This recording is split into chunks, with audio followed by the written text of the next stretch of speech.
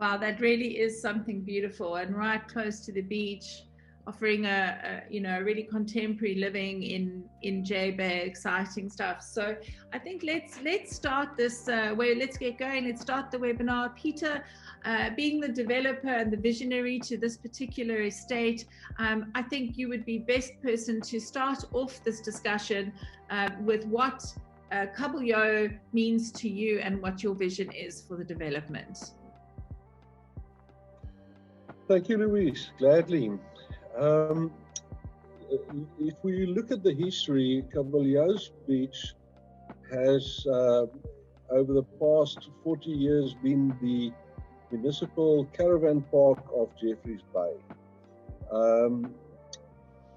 The opportunity arose in 2012 already, with a unique opportunity for that to be privatized and get into private hands.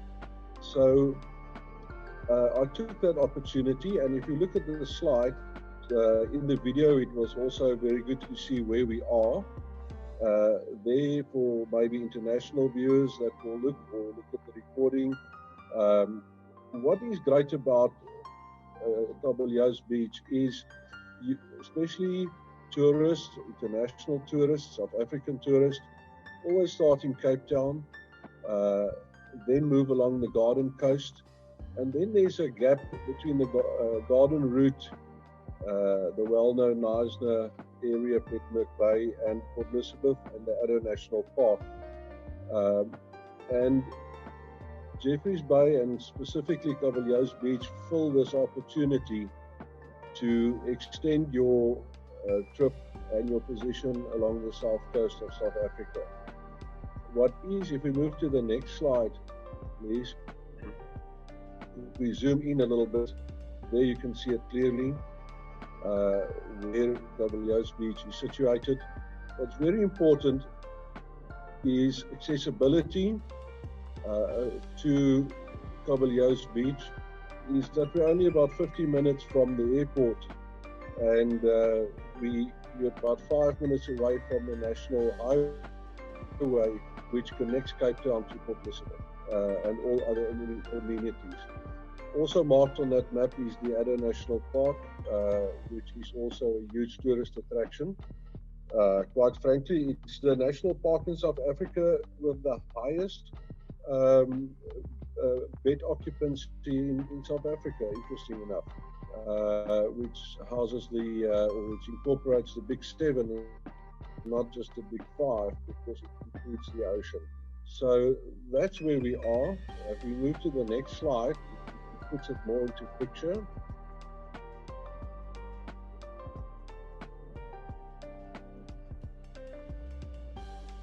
There's a closer look from exactly where we are. We're only about 50 minutes from the international airport, and that whole way is the N2, or National Highway number 2, which is very, very accessible. The other good thing about it is it's fantastic amenities in terms of golf courses, schools specifically, very, very good schools around in this area. And there we're talking to people with children like ourselves, which is something to consider and is a huge consideration. Also in terms of working in other parts of the country perhaps, but you can fly in to Port Elizabeth, which is the same scenario as people do with George and surroundings.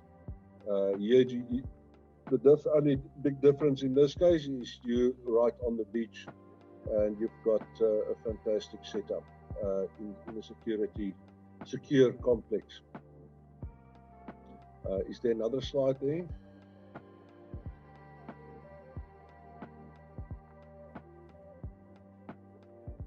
There we're zooming in on Jeffreys Bay specifically. What is also important, and people who might know Jeffreys Bay or heard about the traffic congestion in holiday time specifically, being such a popular holiday destination, is Kabeljauws Beach specifically lies on the northeastern side with that huge beach in front of it. And the great opportunity here about the position is that you're on that long beach, but you're only 5 minutes away from all the shopping malls and amenities, as well as you're very close to the highway. And you can basically have a holiday here without going into Jeffreys Bay, which is quite a daunting task sometimes. So the position is great. The other positive about this is that no other housing development can take place around us. We've got the lagoon estuary on the eastern side, which is a protected area, of course, which is also great for sporting events and water sports. And to the back is a current housing development that is for the elderly, and that's already done. So nothing can change around your surroundings, which is quite something to consider making a big investment in property. And I think you're very safe in this area in the long term. And for me personally, that is a very, very big factor on where to put your money. Absolutely. So if you, is there another slide after this? No, I think that's the last one from a map perspective, yes. Okay, thank you. So just to conclude the introduction, the wonderful thing about what I saw happening property-wise and trying to look into the future was that Jeffreys Bay did not offer before anything that is a bit more upmarket and ideally suited for a permanent or holiday stay that will distinguish you in the longer term. Distinguish, I mean return on investment. There is only about 20 to 25 properties on the beach which has very old houses on it, some newer, but mostly old properties. And there is currently no other beachfront properties available in the Jeffreys Bay area. This will never come again. So this was the last one to access the beach from your porch. And to be able to share that with about 44 people who can buy into this, I think it's quite a unique opportunity. Thank you. Thank you so much, Pieter. Just a quick question. So with the direct access onto the beach, will the estate then, as part of your vision, would it be then to maintain that space in front of, in front of the unit? So that area of beach, although obviously it's not a private beach, but a public beach, will there be initiatives to maintain that area, so that it's top quality and clean and serviced? Very good question, Louise. The people who might be knowledgeable to new developments, housing developments, will know the term EIA, which is the Environmental Impact Study. Now, those things are difficult words, difficult processes. In our case, it took 4.5 years, and Dr. Mulder will speak more broadly to it. Obviously, this is very, very sensitive. And as far as we know, it will never be possible again to have a development this close to the beach. The new requirements going forward in South Africa will be at least 100 meters setback line, where we are onto the beach here. So your question, how will we maintain it? We are at liberty to do so in terms of environmental requirements. It is a protected area, and it falls under our obligation to do so. Being a public, it's a public beach. but if you visit there, you will see that you have a very, very a private feel to access to the beach, which is a wonderful opportunity. Fantastic. And you're right, Dr. Chris, I mean, there's actually been some revolutionary work done with regards to the development of this particular, estate when it comes to the environmental sensibility, and we're very excited to hear that. Thank you so much, Pieter. It is a beautiful development. It's in a fantastic location, well spotted. It takes a visionary to spot the right land at the right time, and that is really often the golden ingredient that goes into a well-positioned estate, is that location. Absolutely. Dr. Chris, we are, as a specialist from not just in an environmental estates, but as a specialist developer of all types of estates, Teeson Islands, Crossways Village, and a number of them. I was very fortunate to hear about Kabeljauws and a couple of years ago when I came to visit you at Teeson, and saw the first plans that were in the making, and it sounded really, really exciting. So it's fantastic to be part of this launch as well. So thank you to Pieter for giving us the opportunity, and Chris for letting us see on the drawing board before the ink was dry. So Chris, if I can hand over to yourself, I think the environmental sensibility and the design is such an important aspect, and perhaps you could tell us a little bit about how you went around securing and protecting both our natural asset being the beach, and then also providing a wonderful location for investment. If I can hand over to yourself. Thank you, Louise. It is when Pieter and I met for the first time and he introduced me to the site, I immediately realized that this is an absolute unique opportunity. Very few, if ever, will you get a site like this to develop on the beach or close to the beach. I've put a map up over 40 years of the existence of our company, CMAI Architects, CMAI before and then CMAI Architects. We've been developing, as you can see, of the little stone of grease on of the little square block there.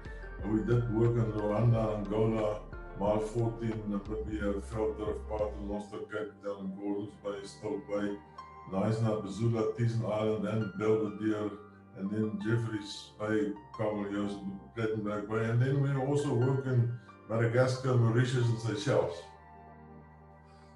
We've done projects there, except that China is too far away on this map to show. We had a 3-year stint in China where we did 3 projects as well. And while we were waiting for the approval of Teeson Island, and I'm going to categorize this work into before and after the environmental legislation changed in 1994. NEMA, the National Environmental Management Act, came into being. Before that, we had no environmental management laws in the country, so to speak. And we started the first time that I really realized how environmentally sensitive dynamics work on the coast. And I'm mentioning it environmentally sensitive because we had a management consultant in early in the days. My wife and I started the company in 1980.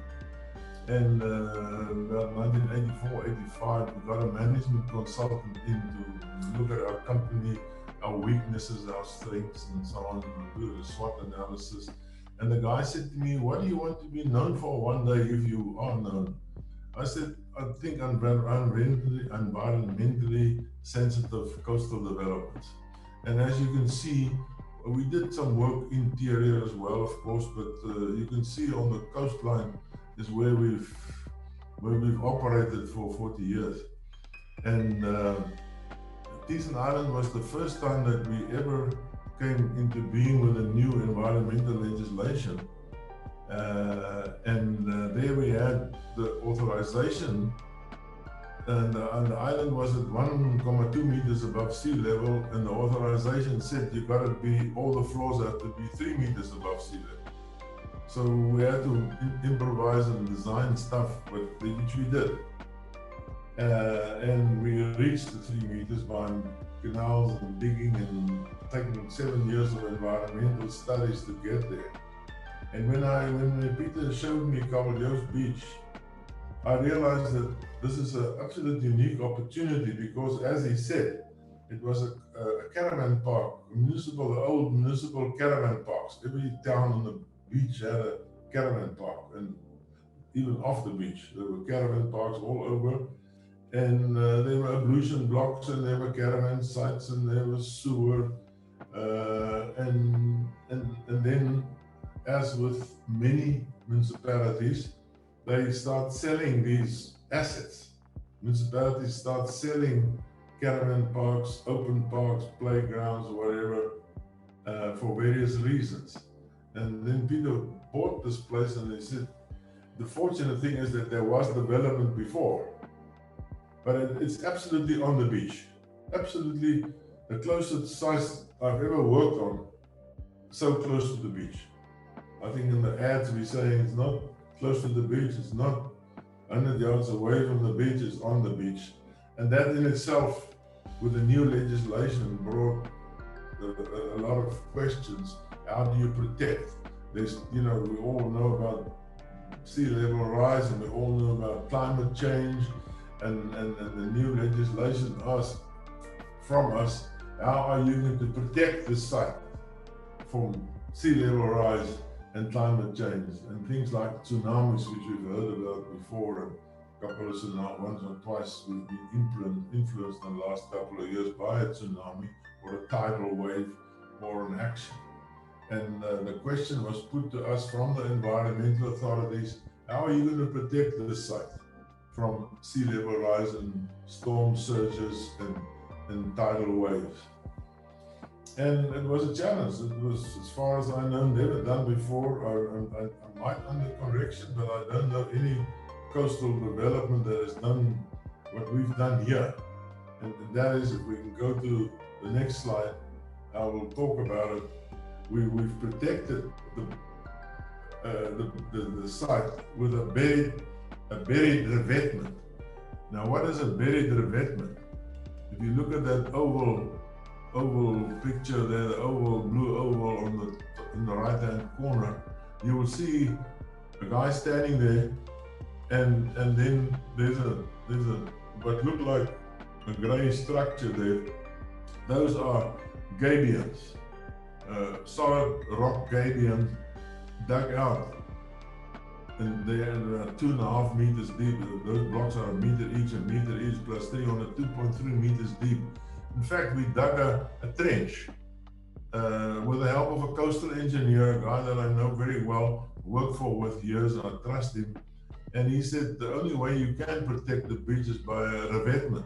Now, revetment is a concrete wall, is a gabion wall, or something that can protect the property from a storm surge and erosion.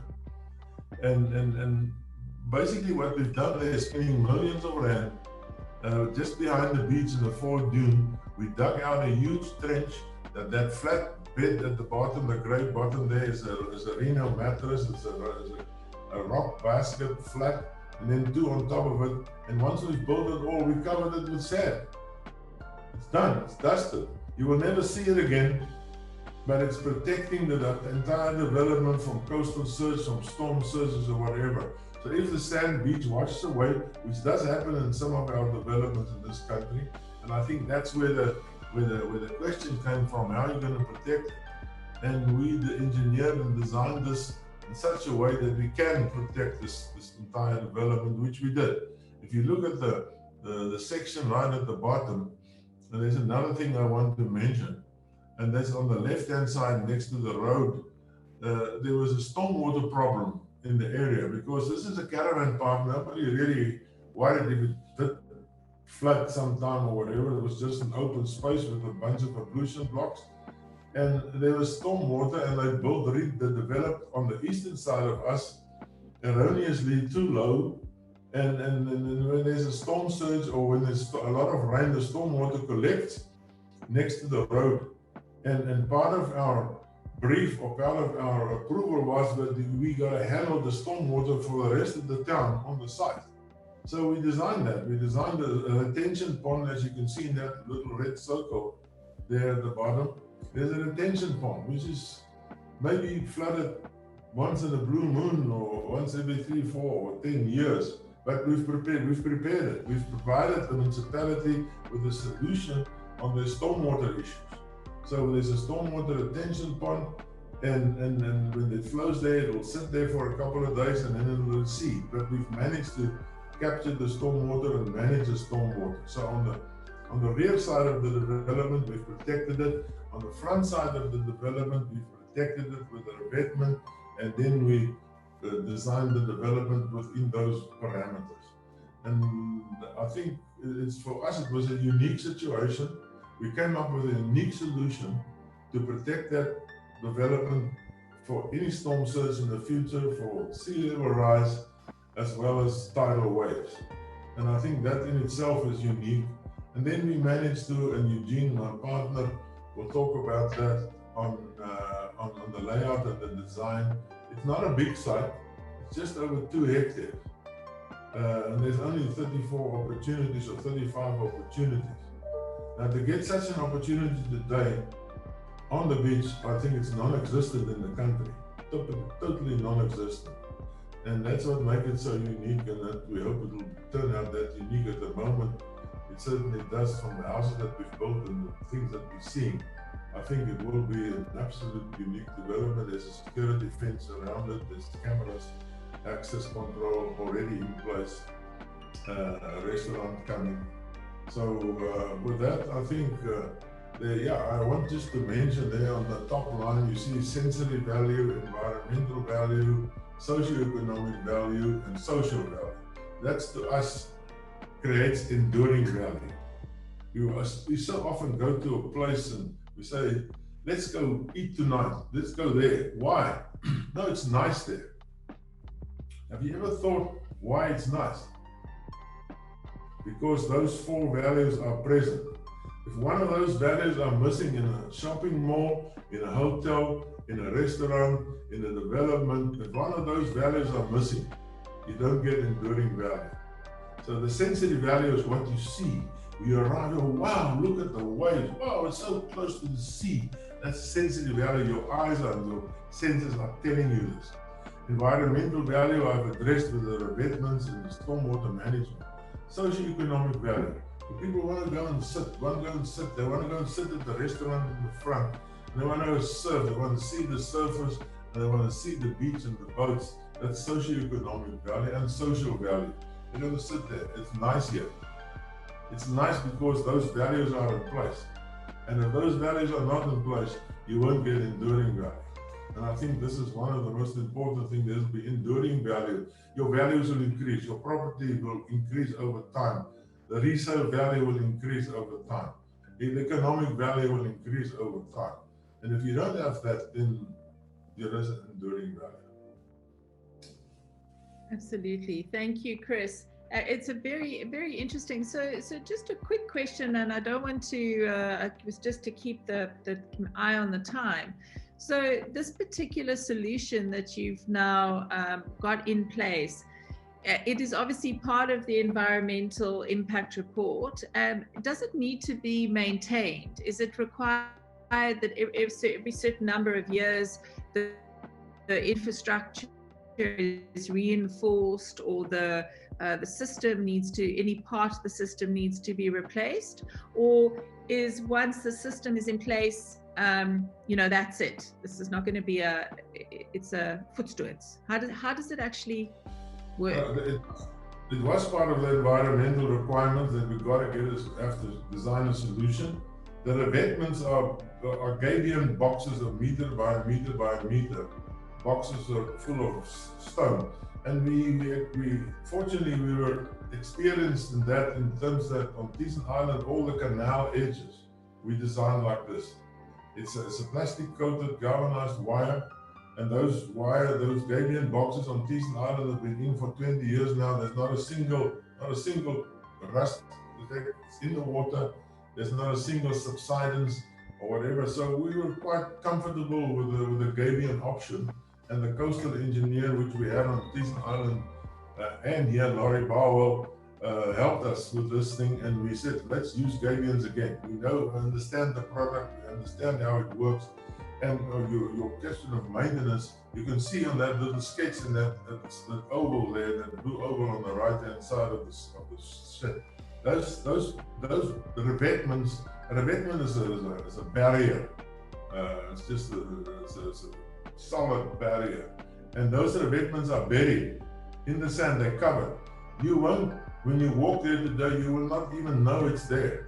So there's no maintenance involved, only if an event like a storm surge or a tidal wave gets up and the sand in front of the revetment gets scoured away, the revetment will protect the houses. The revetment will protect the erosion to the houses. So it's like a barrier protecting the houses, and that's what we've created. And there's no maintenance because it's not exposed. You can't see it. You can walk over it, you will not even know it's there. Absolutely. And I think as you're speaking about enduring value, and I'm very fortunate, I've seen some of the images that Eugene is about to share with us now. I can just see myself sort of walking down to the beach with the, like just down the walkway with the sand between your toes, and late Sunday afternoon, you can just feel it, and it's such an amazing location. So thank you so much, Chris. It's nice to know that there is a long-term strategic plan in place that doesn't have an ongoing cost that will then have to be covered by the homeowners association or sectional title development in 5 or 10 years time. And the fact that this solution has proved to be successful at Teeson Island, which is an award-winning estate, it does also set your mind at ease when it comes to investment and long-term sustainability. So I think now is a good time. Let's have a look at what the estate will actually comprise of. And what are the offerings available to homeowners and residents that are looking to invest for whatever their drivers are. Eugene Marais is the architect who's managed this project, who has an understanding of the project. He's going to share with us some of the key aspects of the project, and what does Kabeljauws Beach have to offer a potential investor. Eugene? Thanks, Louise. I think Pieter sort of touched base on it. Kabeljauws Beach is ideally positioned between the edge of the town and Kabeljauws river mouth, offering exclusive, safe, uniquely designed development where you can literally just step out your front door and to the famous Jeffreys Bay beach. I mean, it's a massive beach, as you can see on the image. You can literally walk there for kilometers. It's not just designed for surfers, it's nature, it's all sorts of water sport activities. And the development offers a variety of property types, and I'll touch a bit on that a little bit later, but that to cater for all different types of buyers. So Eugene, just let's have a look. Just first, let's look at the common properties, because the big driver behind this estate's value is the fact that you've got direct access to the development. So, and I know that it's been called a mixed-use development. So perhaps you could just give us an idea of what the estate will embody from a common property asset perspective. I mean, being on the beach, we've obviously got the large open beach right in front of the development, but the development also has enough private green open spaces within our development. The main boardwalk that literally starts on the beach terminates at a large green open space within the development that will have a pool, entertainment area and kids jungle gym. So there's ample space within the development, and obviously then we've got the benefit of the beach. Is there any retail or coffee shops, restaurants, etc. included? Yes, it is a mixed-use development. We've got residential and commercial. I'll also touch a bit on that. Yeah, so there's definitely that. And obviously with it being a beach estate and you've got beautiful ocean views, the architectural details are very important to make the most of that type of lifestyle. Perhaps you could just run us through the different types of properties and the architectural details. Yeah, Louise, like Chris mentioned, we've got a very strong history in sensitive coastal development. We follow an environmentally sensitive approach, especially in the spatial planning of the development, but also in architecture. With Kabeljauws Beach, we really wanted to create something unique for Jeffreys Bay. Let's call it a Mediterranean oasis. As a pocket neighborhood where you have the sense of security, yet still feel part of the urban fabric of Jeffreys Bay, which is literally just steps away from a major beach. In our design, we always try and maximize on passive design. That's a big thing for us. Passive design elements that take advantage of climate to maintain a comfortable home without the need for auxiliary heating and cooling. And in order to create a comfortable and easy living beach house, we opted for clean architectural lines and finishes, not something that's overly complicated. And then a big part of this, you're on the beach, but not everyone can be in that front row. So a lot of the design focus is on view corridors towards the beach to enhance that connection with nature and the beach. And then we've also incorporated sheltered courtyards within each home to give families that opportunity for that easy flow inside-outside living. Nowadays, if you're on the beach or any holiday lifestyle, it's about inside-outside living, and the smoother you can have that flow, the more you enjoy it, and that's why you're there. Absolutely. So there is a variety of property types that you can purchase into. I know that the marketing has the unit starting at 1250, and Lieb will go a little bit more into that structure, but perhaps you could just maybe give us a breakdown of what the options are from apartments, penthouses, etc. Yeah. Well, one of the most important things about successful development is to get that mix right. You want a mix of not just mixed use, but mix of properties, So in this, we've catered for some large to medium single residential homes. We've got a number of what we call rowhouses, which is ideal for the lock up and go type of residents that literally wants to come to Jeffreys Bay, spend the weekend or permanent, but don't want to be bothered by maintaining massive gardens. Their playground is the ocean and the greens, which is maintained by the development. Then we've got a number of apartment blocks where, again, there's a range from very small, let's call it studio apartments, to single beds to 2-bedroom apartments. And then finally, we've got a commercial hub, which contains a beach cafe, small retail component, and some luxury penthouses. So that's more or less the mix. So, Chris has touched on the, the importance of the environmental study that is now protecting the beach from, potential climate change, or protecting the units from climate change, etc. We just noticed a comment and something I've also experienced, that it can get quite windy in J Bay, hence why it's such a good surf spot. I just wondered what architectural details are in play to protect the homes from the wind. I know courtyards, as you mentioned. Is this something that you've taken into account? Yeah, the courtyard living is very important because it does give you that outside protected space. which is also your next threshold of privacy. It's only within your own living unit. So that was a key driver. But our inspiration really came from beach living and how to capture that sense of going to the beach. So our design focus on enhancing that very short journey from your house to the beach. And we did not only look at the architectural form when you wake up, like Chris says, the spatial experience, but followed it through to how you open your front door, the sensory experience, of going out onto the boardwalk, your first step there, that's your urban design experience, until you finally reach the beach. So it's a journey, but it's a journey that's exciting, and it touches those senses.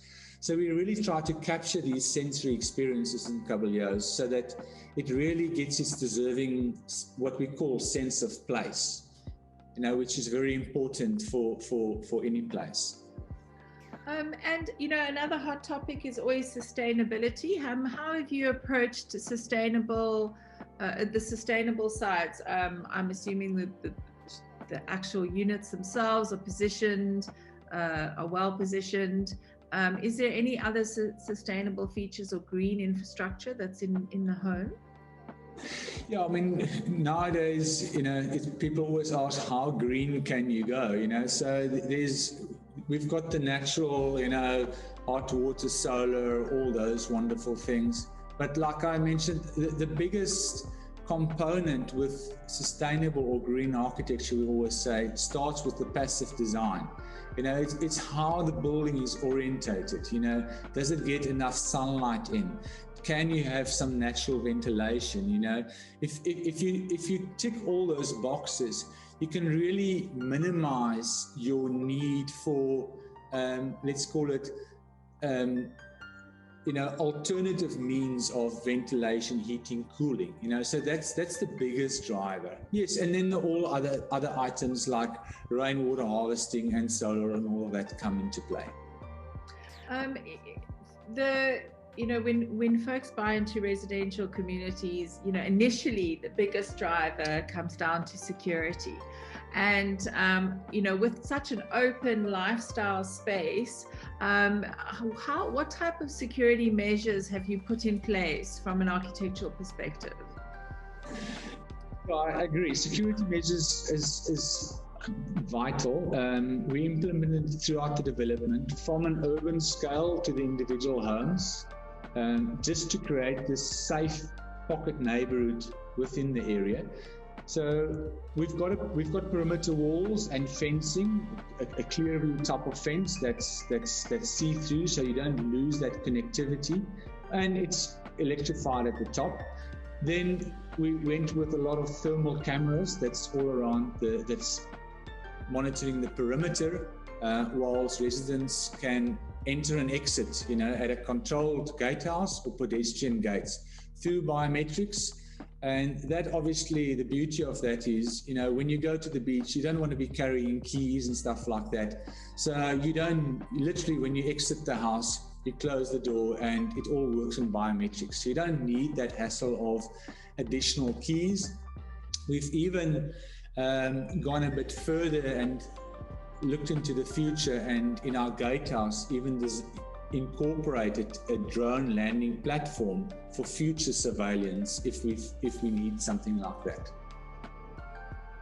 That's very interesting, and I do think that drones will play an integral role. They already do play a role on wildlife estates to perimeter fence control, though always a bit of a bone of contention with homeowners and residents, but it definitely plays an important role. These remote control drones as well, which automatically go out and when an alarm is triggered, and it does it all remotely, and the technology plays such an important role in all the future developments that we're looking at. Thank you so much, Eugene, and it's a really stunning development, and congratulations to yourself and your team. I'm sure there are a number of you working in the background, furiously sharpening their pencils every day, and I think it's really paid off because it looks absolutely stunning. Definitely. Really well done. So, we always are happy when we have the opportunity to bring in an existing homeowner, because it's wonderful to hear you've made the decision. And Marty, thank you so much for joining us today as a homeowner, as a mother, as a individual living within the community, enjoying all these facilities. We would love to get a bit of an insider's view of a day in the life of Kabeljauws Estate. So perhaps you could just start off with saying, why did you choose to buy at Kabeljauws, other than your husband? Yeah, well, other than that, I'm forced to be there. Thank you, Louise. Well, firstly, you can't get any closer to the beach. I think most of the panelists who has been talking before me has mentioned that. But that is the biggest thing. And you can just leave the gate with both your children and go onto the beach and enjoy your day there.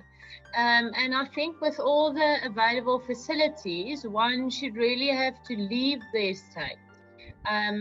Besides for the beach cafe that we will also be adding at a later stage, and the swimming pool and play park for the young, you will need to go for big shopping to the mall. You'll be able to get your bread and your milk there and have a meal or two in the beach cafe. So for that, you don't need to move around that much. And then whenever you do need to do some big shopping, the Fountains Mall is within 5 minutes, and they offer most of the big brands. It's interesting that you say that. One of the biggest challenges that a lot of residential communities face across the country is how to entertain the teenagers. You have facilities for the children, the young children, and you have then, facilities for older. But that teen youth market, often there isn't much for them to do, and sort of idle hands. So what is very exciting about this is that you've got an entire beach where kids can go out and play. Would you say that it was quite a safe environment for a youth market to go out onto the beach and surf and swim? Would you feel comfortable with your kids playing on the beach? Yes, Louise, absolutely. I have from before sent my childminder and my little one to the beach. And I was just checking on them every hour. So definitely, it's very safe. And would you know if there's any long-term plans to have a security presence? So I know that all the security is via a camera, it's a digital security that will feed back into a control room. Are some of those cameras pointing onto the beach? Yes. Yes, definitely. And there is a guard as well. So I think the security will definitely be up to standard. Another, I think, very important part of the development and what we've really seen over the last year is this kind of concept of work from home, connectivity, internet connectivity. Are you finding that work from home has become possible for you with it is obviously connected to the internet? Maybe you could just tell us a little bit about that situation. Well, Louise, I'm going to hand over to Pieter because I'm just a mom and Pieter needs to work from home then. So let's have Pieter talking. There's nothing that's just a mom, I have you know. That statement is just a nothing. So Pieter, have you found it quite easy to work from home? Louise, when we planned it, we didn't know about COVID, but maybe it was just a bit of a stroke of luck or foresight, I don't know. But we've always planned to have these, that as a possibility. So fiber is already installed throughout the estate before we even built the first house. And as far as we've heard in the last weeks is that Jeffreys Bay's fiber connection is due in January 2021, next year, in 2 months. So we've made sure that every house is already fiber connected. Nothing has ever, don't need to be dug up or redone, or it's all connected to your house already. And that's obviously, I think, one of the first requirements for people who ask that question. And what we found is that with your connectivity in terms of communications, you're also connected in terms of your accessibility to airports and the road infrastructure. We found from the property market in Jeffreys Bay that it's becoming quite a sensible option to work from home in this area because of schools and because of the airports and because of good communication networks. So it makes sense, and people are doing it already. There's a lot of people from up country that's moved here to do exactly that. And one of the questions, maybe I should have asked you earlier, and you've just raised it now, Peter, is what is the delivery date? As we can see, some of the units are already under construction, but when do you hope to have the development completed? Louise, we've built already about 25% of the available properties, which most are sold. There is some of the smaller units which are available for selling right at this moment. People can actually buy and have it within the next month or two. It will be finished. Then we foresee that in the next, if I take a long-term view, I foresee that we'll be finished in 4 years' time. Saying that, the option is also available to buy the property, the land, and we will oversee and do the building for you, which takes about 6 to 8 months. So if someone like a specific property and they buy that, we can have a house ready for, by the end of the next year. Okay, so so depending on your needs and which types of units that you purchase.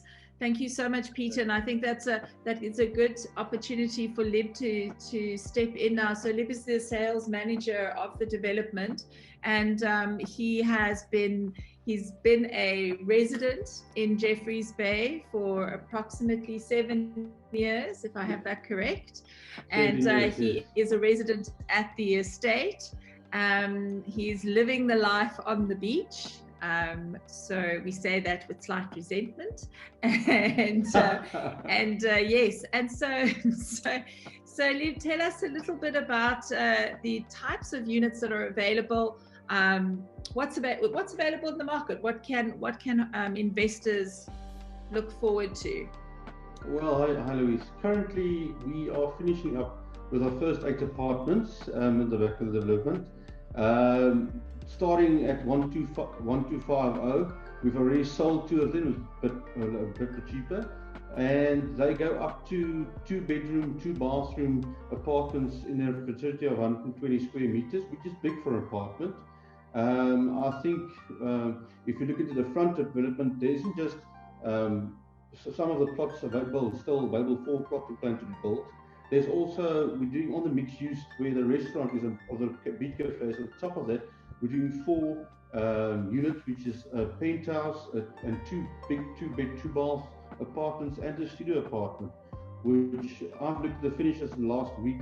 Again, with the builder, it's going to be very high end. And that 4 opportunities we currently is 4 opportunities you won't get ever again. It's space-wise, location-wise, with the views. I've been up there every day as they progressed, and you can't believe what you're going to get on the beach with everything around you. If I look at the rowhouses, the condos, the 4 that we already built, as well as we've got a lot of foreign investors that's already bought here, some from Dubai, some from Paris, France, they've looked at lock-up and go condos due to the fact that they aren't here throughout the whole year. They come and go, and the condos work excellent for them. Being a resident here, I must say, is I don't have to sell it to you. I know it. Every afternoon, I know currently we've got 3 building sites around us, but after 5 in the afternoons when they're all gone, it's only me and Claude and Elizabeth on this estate currently because the other owners are not here, they're overseas. And it's that tranquil quietness. We have a glass of wine, we walk out. I mean, I'm about 25 meters and I'm on the beach. And that is just really, you can't sell this to someone if they haven't came to visit just Kabeljauws Beach. I invite everyone to come and have a look at it. To come and have a look at what we offer. We do cater for all. We don't just cater for some. That's why we brought in the more costly, or I say affordable apartments, starting from 1-bedroom apartments to 2-bedroom apartments. Yeah. So I can assure that's great. you. So the penthouse units that are being the penthouse units that are currently being built, will those then have sea views? Yes, the 4 in front, the penthouse, the studio, and the 2 big 2-bed 2-bathroom apartments, they are right in the front. They're on top of the beach cafe, and they all have stunning sea view.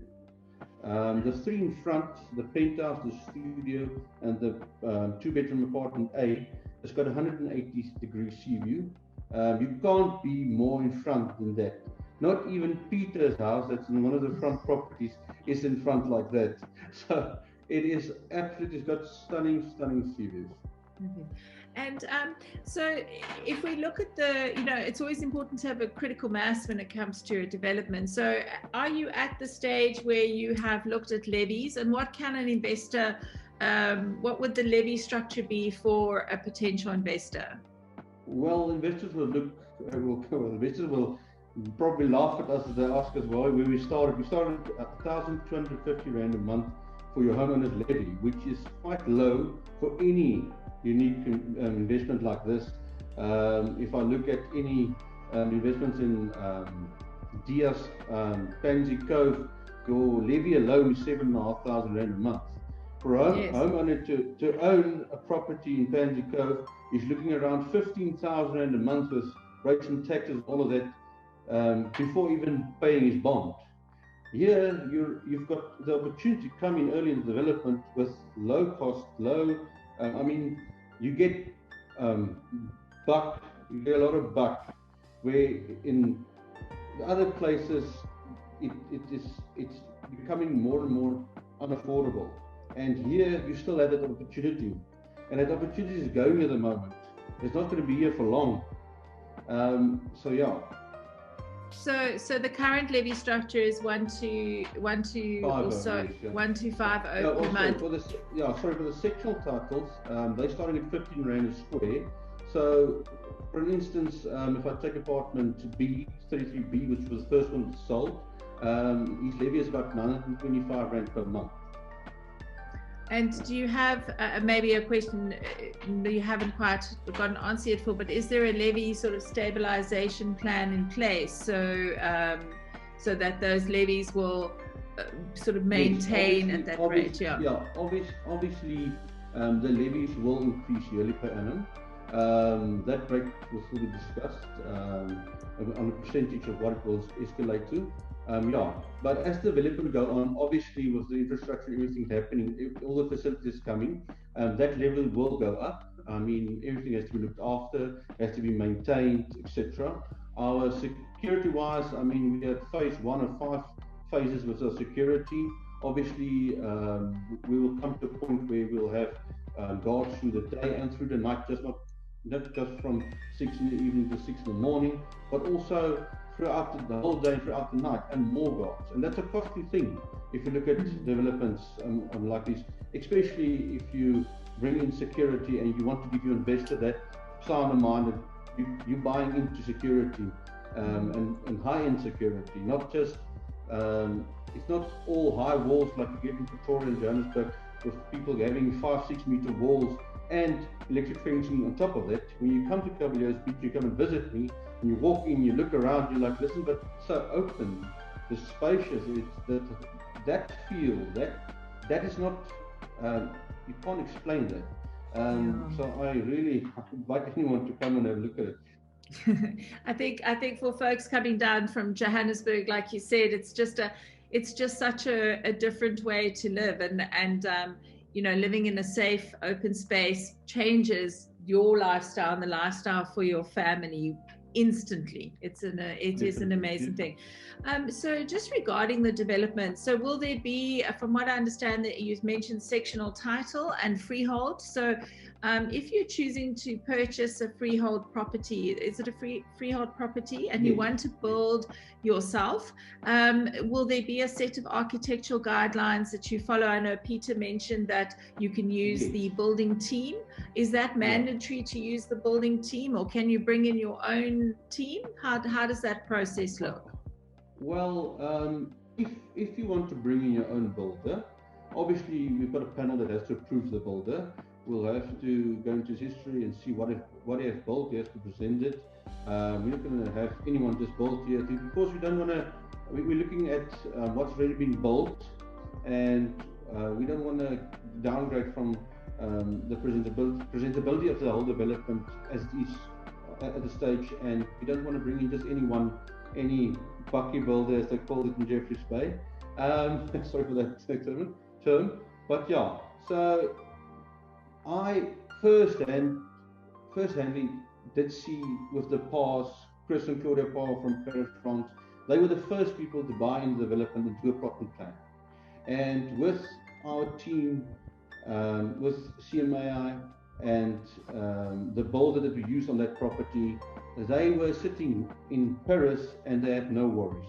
And they were, every month, they mailed me, because I was the on-ground guy for them here, as well as Leon from CMI. And they would mail me and say, yes, Lieb, the whole team is so excellent. We are so appreciative that we don't have to lift a finger. We have no worries. And you know yourself, Louise, anyone that builds a house, the stress levels goes up. The wife and the husband separate, basically. It's a lot of things happening.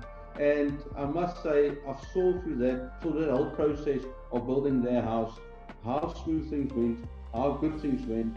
And so I can assure any investor buying into Kabeljauws Beach that we've got the team ready. We've got the team to do it hassle-free, and you don't have to worry about it.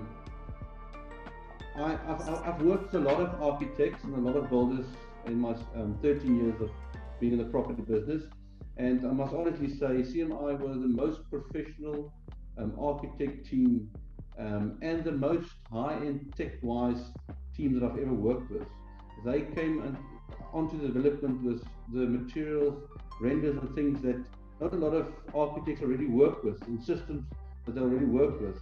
So they make my job so easy, because I just ask them, listen, I need this, and they bring it to me, and yeah.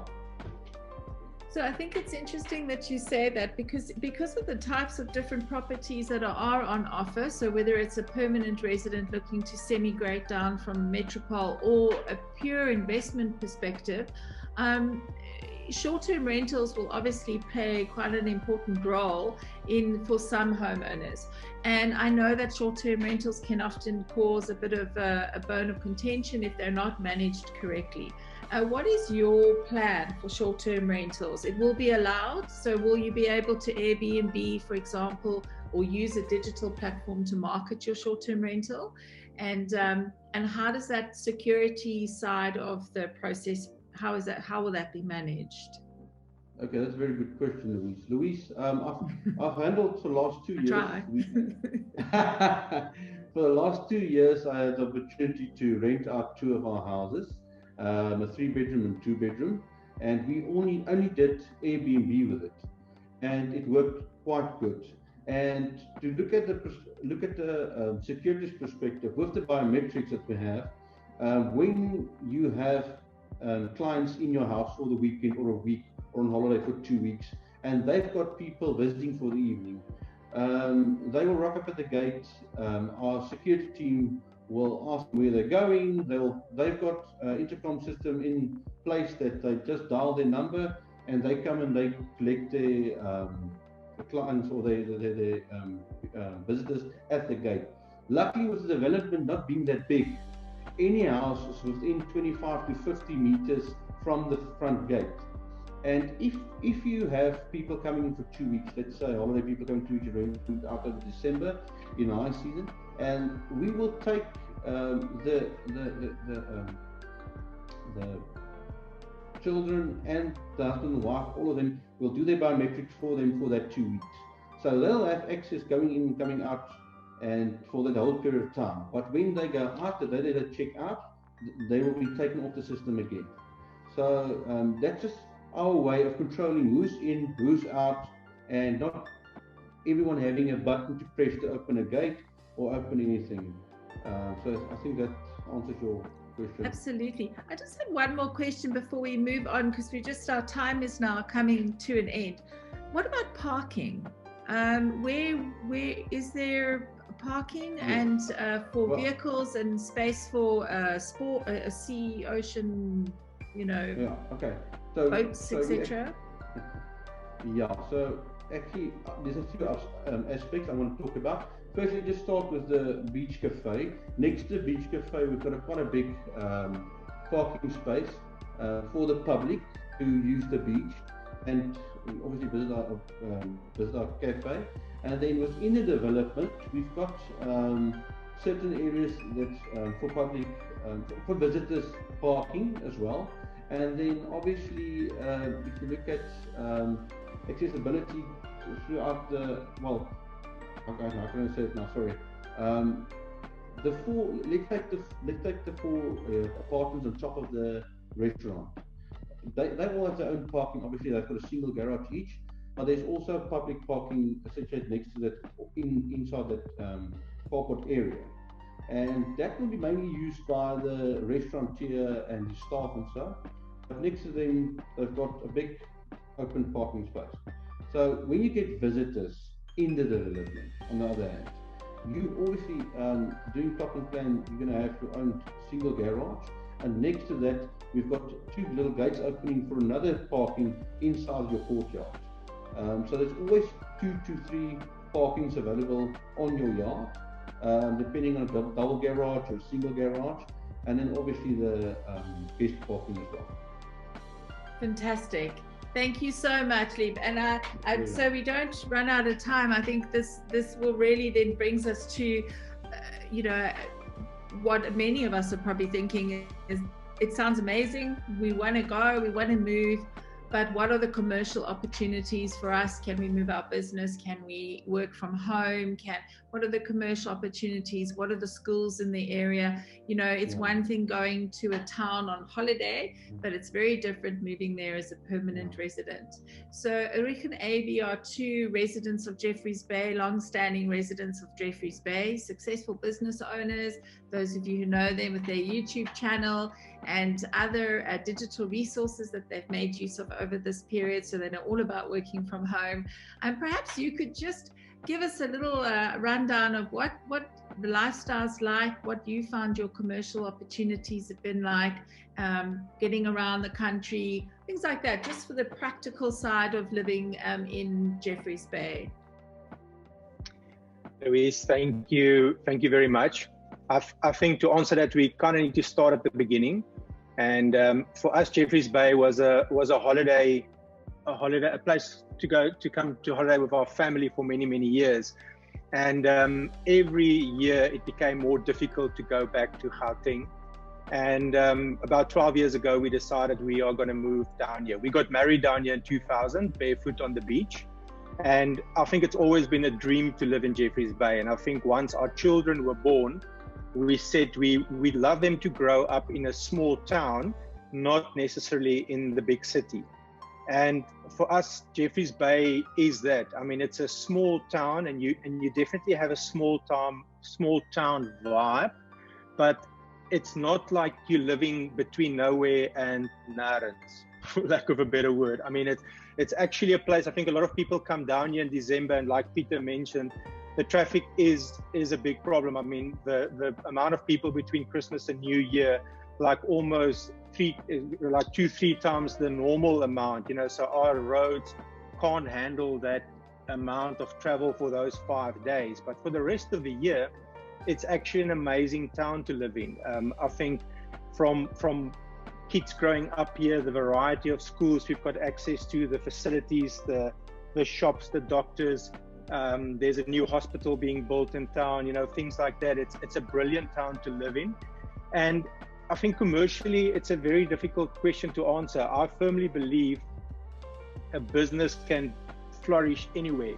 It depends on the people running the business. And I mean, for us, we run our business from our home, and we're all waiting quite anxiously for fiber and those sort of things to arrive. But I mean, up to now, we've got brilliant connectivity. I mean, we're able to communicate with our clients who are literally from all over the country and all over the world very easily, working from home, and it will not be any different inside the Kabeljauws Beach development. So I think from an infrastructure point of view, it's a brilliant town.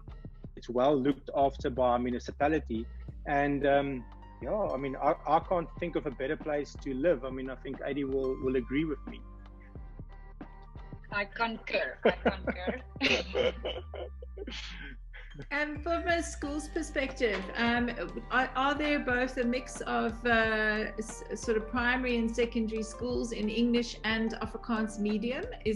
Are your kids at an you're Afrikaans speaking, so they're an Afrikaans school, or is there an English medium school as well?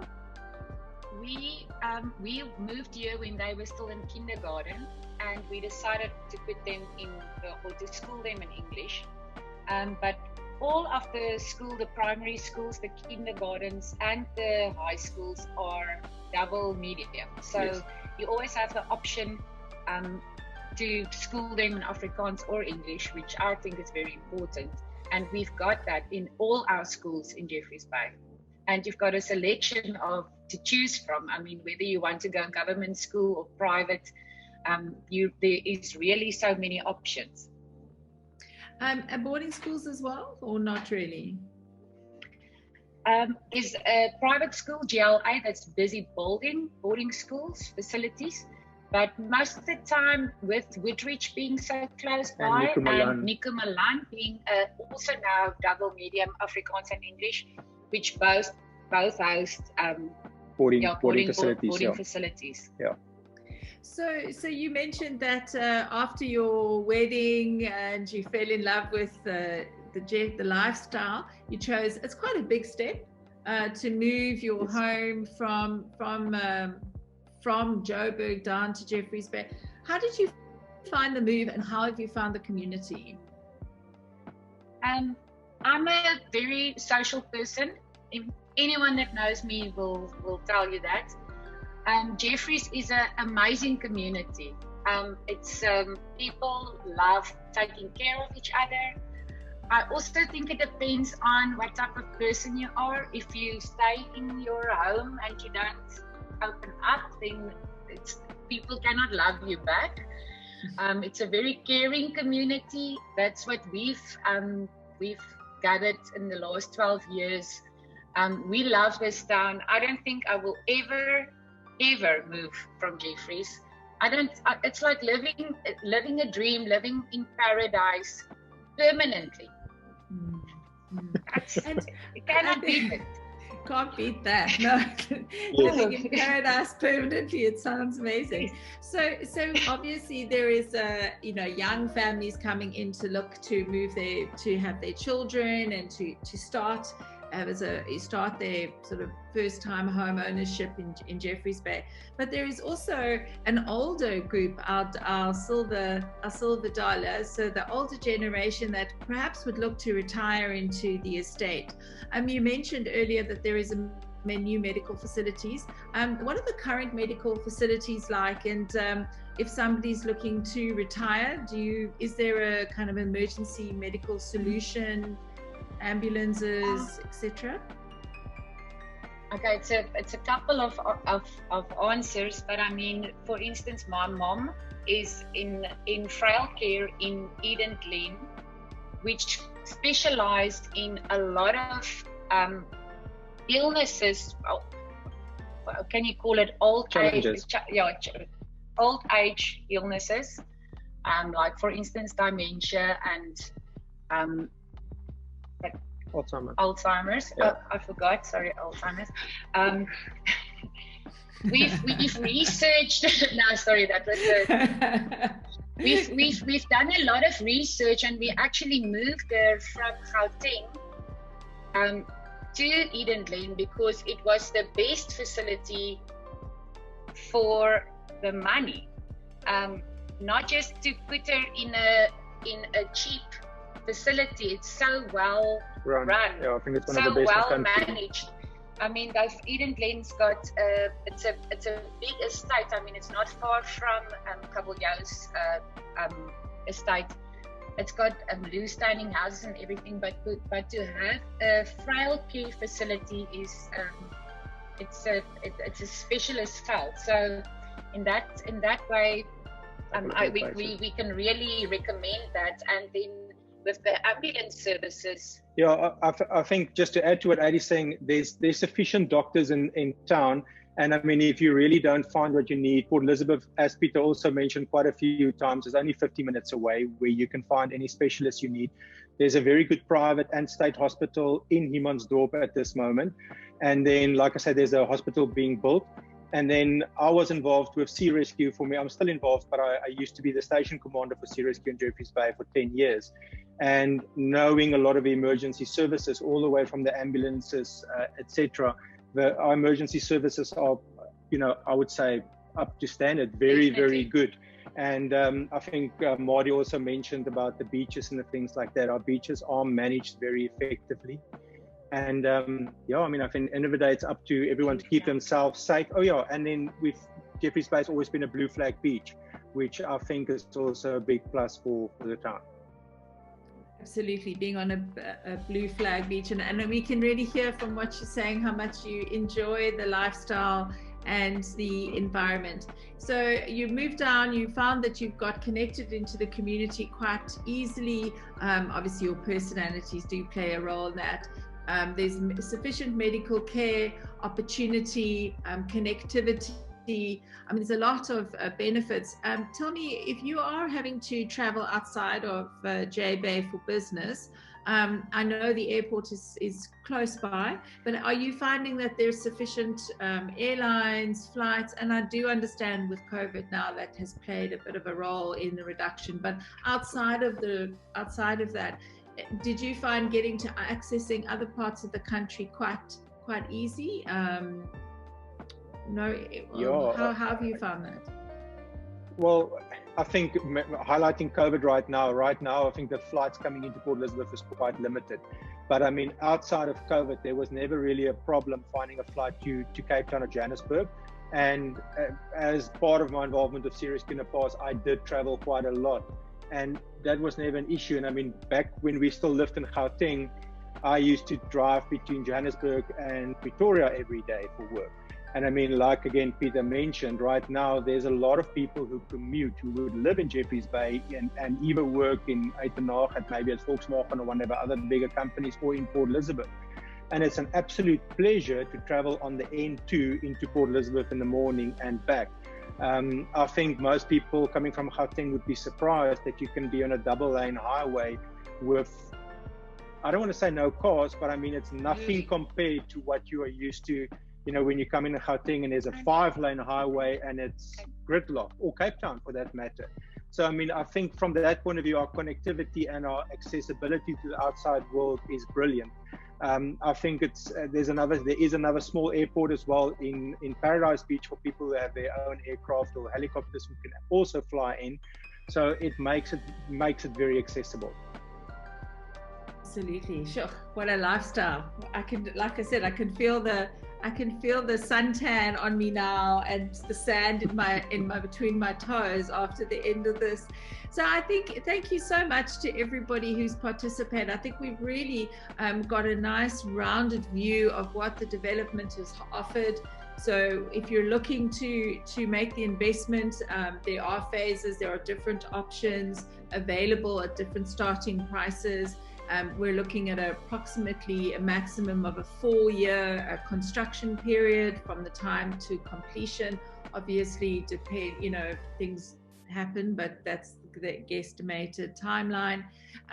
It's a secure environment. It's a well-built environment. There's a lot of facilities. The lifestyle of Jeffreys Bay offers everything that you need. There's new medical facilities becoming available.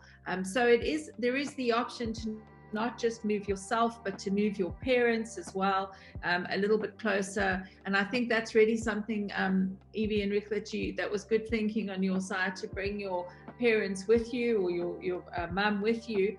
It is lovely to be able to stay connected, and often a mistake that retirees make is moving so far away from their families. It is a good option for those of you living in Gauteng or the Western Cape that want to get away from or even KZN, the hustle and bustle. And then it comes with all the sporting facilities, the outdoor lifestyle, and of course something for your teenagers, which I think is very, very important when often they're left wondering is sort of around a large residential estate with not much to do. And this really does get them away from their computers, outside, onto the beach, into the ocean, and that really is a magical lifestyle, as Chris so poignantly put. It's enduring value for everyone as an investor and a homeowner. So thank you so much to everybody that's attended this afternoon's webinar. Like I said, it will be recorded and it will be shared. If you have any questions, please feel free to contact us. All our content information is available. Jamie has also put it in the chat list there. If there's any more information that you require, please let us know. And Julie, if you could pop on that video. Thank you so much to everybody, and enjoy your afternoon further.